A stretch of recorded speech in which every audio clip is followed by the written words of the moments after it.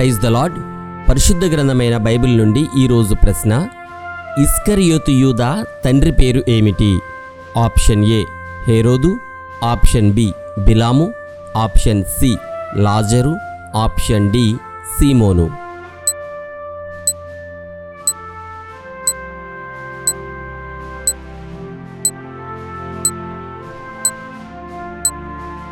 సరి అయిన జవాబు సీమోను. వారు భోజనము చేయుచుండగా ఆయనను అప్పగింపవలెనని సీమోను కుమారుడగు ఇస్కరియోతు యూదా హృదయములో అపవాది ఇంతకుముందు ఆలోచన పుట్టించి యుండెను. ఇది యోహాను సువార్త 13వ అధ్యాయము 2వ వచనములో వ్రాయబడి ఉన్నది. నాకు ఆలోచనకర్త అయిన యెహోవాను స్తుతించదను. రాత్రి గడియలలో నా అంతరంద్రియము నాకు బోధించుచున్నది.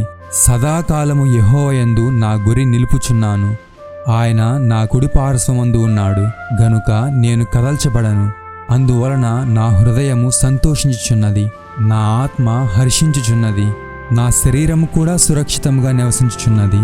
కీర్తనల గ్రంథము 16వ అధ్యాయము 7, 8, 9 వచనములు. Have a nice day.